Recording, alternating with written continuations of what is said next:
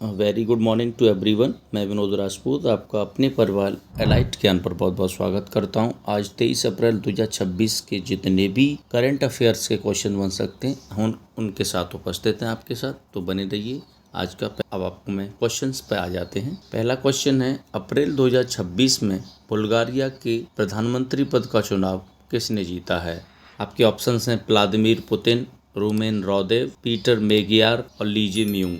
इसका जो right answer है वो है रूमेन रादेव। रूमेन रादेव बुल्गारिया के नए पीएम हैं। आपको बता दूं कि व्लादिमीर पुतिन रूस के राष्ट्रपति हैं। नेक्स्ट क्वेश्चन, भारत की आंतरिक सुरक्षा के लिए एआई आधारित प्रज्ञा सैटेलाइट इमेजिंग सिस्टम किसने विकसित किया है? आपके ऑप्शन है इसरो, HAL हेल या वेल या DRDO। इसका जो राइट आंसर है वो है DRDO। DRDO ने भारत की इंटरनल सिक्योरिटी के लिए एआई आधारित प्रज्ञा सैटेलाइट इमेजिंग सिस्टम विकसित किया है। DRDO के centre for artificial intelligence and robotics ने इसे बनाया है। यह सिस्टम रियल टाइम निगरानी करेगा। नेक्स्ट क्वेश्चन, एशिया क्षेत्र से किस महिला को गोल्डमैन पर्यावरण अवार्ड पुरस्कार 2026, जिसे ग्रीन नोबेल कहा जाता है, से सम्मानित किया गया है?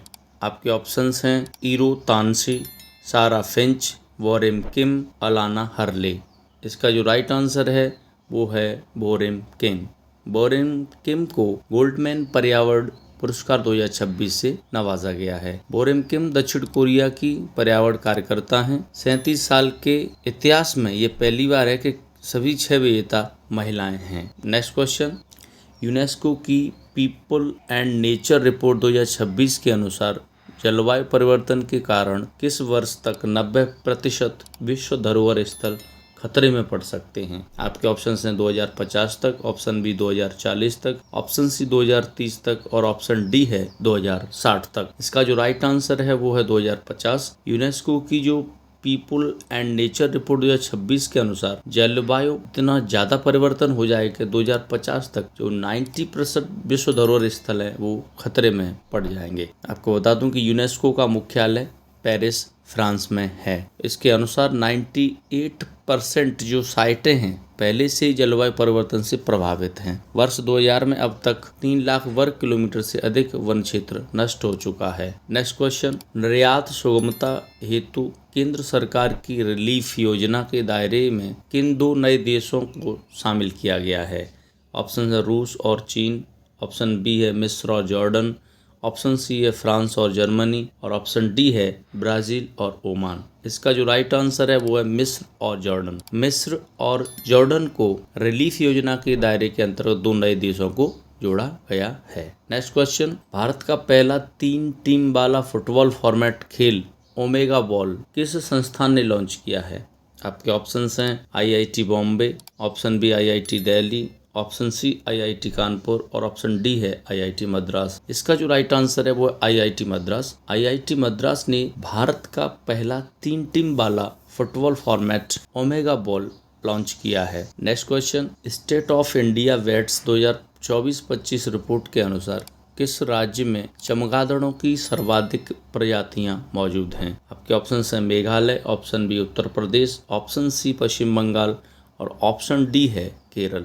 इसका जो राइट आंसर है वो है वेस्ट बंगाल यानी पश्चिम बंगाल। पश्चिम बंगाल में स्टेट्स ऑफ इंडिया वेट्स 2024-25 की रिपोर्ट के अनुसार चमगादड़ों की सर्वाधिक जो प्रजातियां हैं वो मौजूद हैं। नेक्स्ट क्वेश्चन, ISSF जूनियर विश्व कप 2026 में पुरुषों की 10 मीटर एयर पिस्टल स्पर्धा में किसने स्वर्ण पदक जीता है? आपके ऑप्शंस हैं शिव नरवाल, ऑप्शन बी है विजय नरवाल, ऑप्शन सी अभिनव बिंद्रा और ऑप्शन डी है सौरभ चौधरी। इसका जो राइट आंसर है वो है शिव नरवाल ने ISSF जूनियर विश्व कप 2026 में पुरुषों की 10 मीटर एयर पिस्टल स्पर्धा में स्वर्ण पदक जीता है। अभिनव बिंद्रा ने बीजिंग ओलंपिक में स्वर्ण पदक जीता था, इंडिविजुअल में प्रथम भारतीय थे। Next question, Bharat net broadband का उपयोग करने वाली किस पहल को WSIS पुरस्कार 2026 के लिए नामांकित किया गया है? आपके ऑप्शंस हैं digital Gram, option B E Panchayat, option C Samarth Gram और ऑप्शन डी है समृद्ध ग्राम। इसका जो राइट आंसर है वो है समृद्ध ग्राम। यह पहल ग्रामीण नागरिकों को एकीकृत फिजिकल और डिजिटल सेवाएं प्रदान करती है। भारत के लिए संचार मंत्रालय नोडल एजेंसी की तरह कार्य करेगी।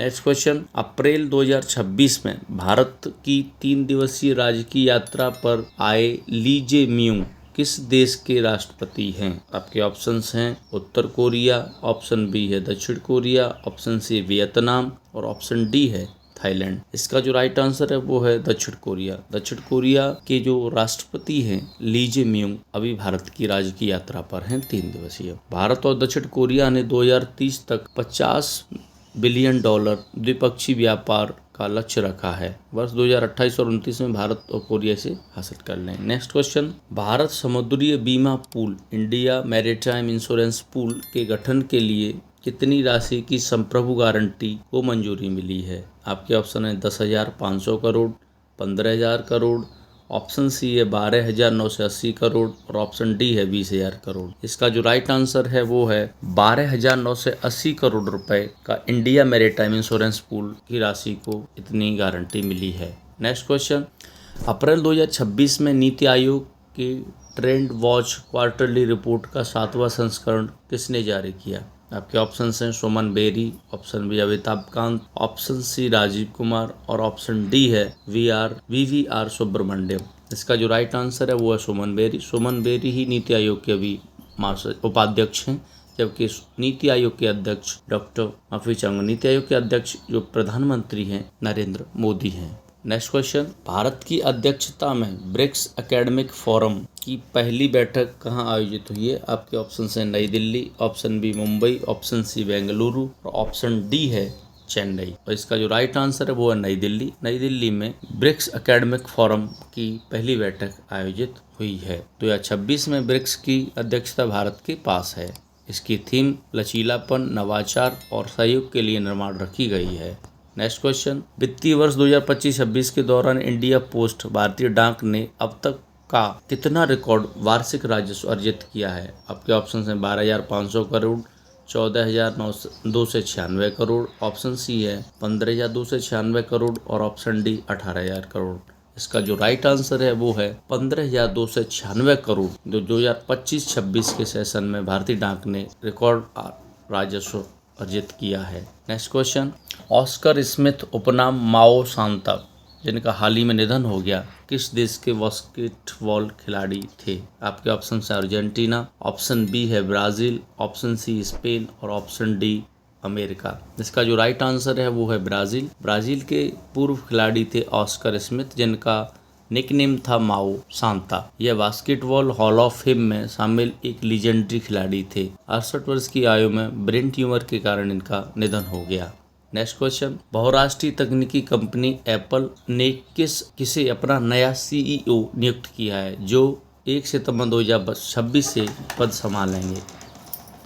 जॉन टर्नर्स, ऑप्शन बी है टिम कुक, ऑप्शन सी है स्टीव जॉब्स और ऑप्शन डी है मैट बेटेन। इसका जो राइट आंसर है वो है जॉन टर्नर्स। जॉन टर्नर्स अब सीईओ कंपनी के नए सीईओ नियुक्त किया गया है। जॉन टर्नर्स वर्तमान में सीईओ हैं, टिम कुक का स्थान लेंगे।